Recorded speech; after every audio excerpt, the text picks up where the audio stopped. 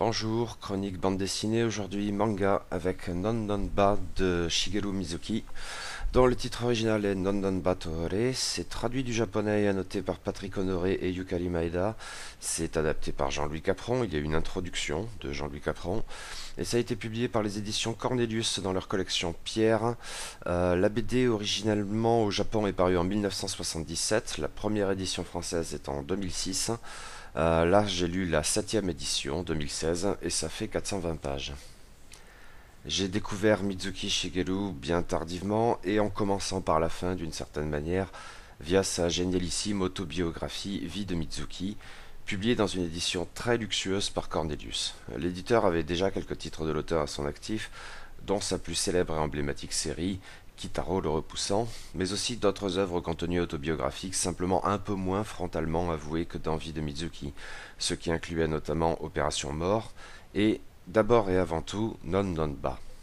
En effet, quand Cornelius a publié déjà de façon luxueuse ce dernier titre en 2006, une BD réalisée par Mizuki 30 ans plus tôt, l'auteur était largement méconnu en France, bien loin de son statut colossal au Japon.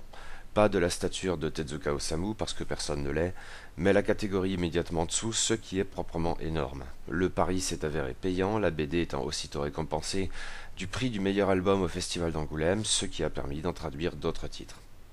Il faut dire que cette BD précisément avait été très bien choisie, qui permettait de faire la bascule entre l'œuvre autobiographique de Mizuki et sa passion bien connue des yokai, un folklore nippon qui n'avait pas forcément jusqu'alors suscité beaucoup d'écho en Occident, mais qu'un Miyazaki contribuait éventuellement à faire connaître, là où Mizuki lui-même, quelques décennies plus tôt donc, avait pour ainsi dire ressuscité aux yeux même des Japonais ce passé mythique qu'ils avaient tendance depuis longtemps à négliger. Pour traiter de ce thème, Mizuki a donc choisi de se replonger dans ses souvenirs d'enfance, sans vraiment se cacher.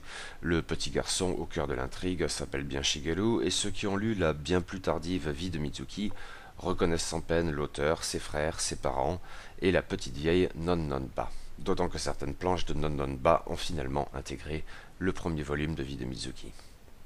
Qui est Non Non Ba? La veuve d'un bonze qui vivait de mendicité. Elle a toujours une activité de prieuse, mais vit dans une misère noire. Dans le contexte très pudique de cette petite ville de province qu'est Sakai Minato, on ne met pas en avant la pauvreté, pas plus que la générosité de ceux qui permettent à la vieille de survivre. De manière plus digne et informelle, on lui confie du travail. Mais c'est ainsi que Nononba se retrouve au service des Molata et est amené à fréquenter le petit Shigeru. Or, Nononba exercera une influence presque sans pareille sur le garçon. Volontiers bagarreur mais un peu froussard en même temps, le gamin est éveillé par sa nounou à la présence perpétuelle des yokai. Ce n'est pas parce qu'on ne les voit pas qu'ils ne sont pas là. Oui, il y a des choses qui existent et qu'on ne voit pas. Un abondant folklore que la petite vieille connaît sur le bout des doigts. Quantité de figures grotesques aux attributs absurdes, mais attention à ne pas le leur dire en face, ils peuvent se montrer dangereux. Pourtant, si les histoires de yokai que narre l'intarissable vieille procurent dans un premier temps au petit Shigeru de délicieux frissons, elles en viennent bientôt à remplir d'autres fonctions. La peur est une émotion utile, mais la perception de l'omniprésence des yokai peut aussi se montrer rassurante, en témoignant d'une sorte d'ordre du monde finalement sécurisant. On pourrait se contenter de voir en Nononba une petite vieille superstitieuse parmi tant d'autres, a fortiori dans une province aussi nommément arriérée, bien loin des néons de Tokyo. On aurait probablement tort. Si la foi sincère de Nononba envers les yokai ne fait absolument aucun doute, elle y trouve visiblement de l'inspiration, voire de la ressource au quotidien. La bonne femme n'est pas seulement généreuse, dévouée, le cœur sur la main, elle est en même temps astucieuse et fondamentalement pratique. Les yokai, au travers de ces récits, lui viennent en aide comme ils viennent en aide au petit Shigeru. Ils peuvent aussi s'en prendre à ceux qui le méritent. Mais, dans un sens comme dans l'autre, les yokai facilitent d'une certaine manière l'harmonie, un vivre ensemble qui peut certes avoir des connotations spirituelles ou mystiques, mais aussi très pratiques, ce qui n'est au fond pas si étonnant. Dans ce registre de la sagesse paysanne, un peu naïve ou peut-être faussement naïve, le Japon n'est en définitive pas isolé. Et les enseignements de Nononba portent, en tout cas sur le petit garçon qui sera un jour Mizuki, qui avait peur à l'origine des yokai, mais a ainsi appris à vivre avec eux partout, peut-être même à survivre, le moment venu, plus tard. Nononba remplit assurément un rôle de figure tutélaire pour le petit Shigeru. L'artiste Mizuki lui rend hommage de manière très touchante, vibrante d'émotion. Mais, étrangement peut-être, elle n'est pas la seule à exercer une influence déterminante sur l'auteur dans cette BD qui porte son nom. Il faut y associer aussi un personnage bien différent, le père de l'auteur. On le reconnaît sans peine ici quand on a lu la bien plus tardive vie de Mizuki. Ce qui m'a vraiment surpris, c'est que ce père joue un rôle probablement bien plus déterminant dans Nononba que dans l'ultime série autobiographique de l'auteur. Il est à peu près tout le contraire de Nononba, nonchalant, voire tout bonnement paresseux, quand elle est une travailleuse acharnée, tournée vers le progrès technique quand elle ne jure que par le passé et les traditions, l'incarnation d'un tout autre Japon post-Meiji qui n'a rien de commun avec les yokai et ses balivernes d'antan, et pas beaucoup plus avec les réminiscences d'un passé familial glorieux dont le serine en permanence son épouse, très fière de son ascendance porteuse de sabre et dotée d'un patronyme, ce qu'elle remet sans cesse sur le tapis. Mais la nonchalance du père le rend drôle et sympathique, le plus souvent, et il ne brille pas toujours par l'empathie, contrairement à la très sensible mais aussi très pudique Nononba. Et il y a en lui quelque chose d'un vieux désir inassouvi de devenir un artiste. Quand il se procure un projecteur pour ouvrir une salle de cinéma dans sa campagne, c'est avec la prétention d'illuminer les paysans avec la technologie moderne. Mais il y a aussi ce scénario qu'il s'est promis d'écrire depuis si longtemps.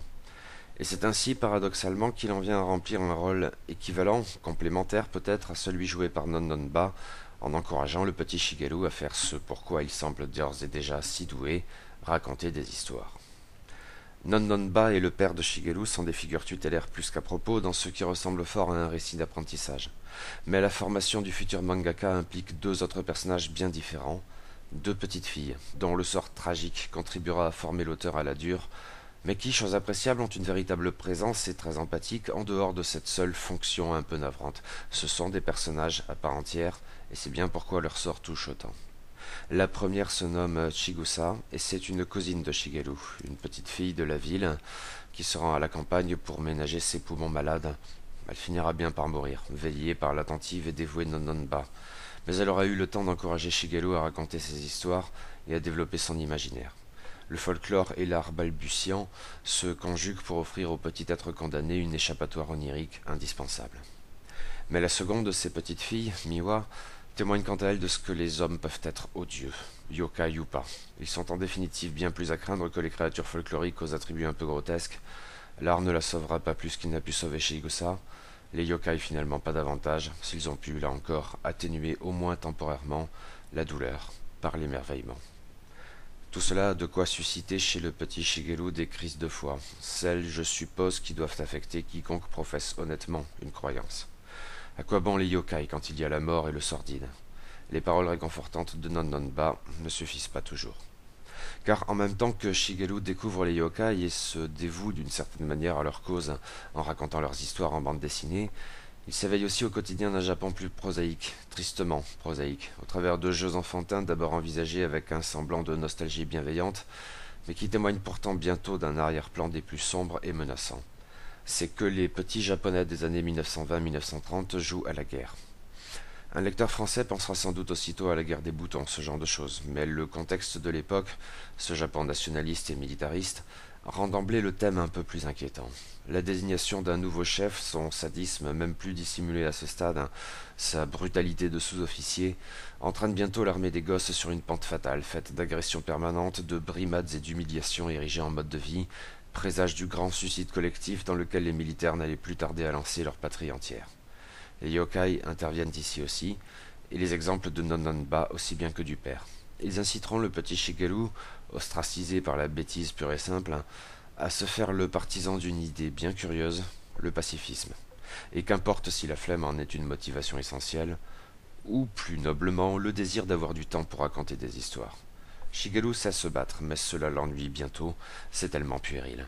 Mieux vaut créer des mangas.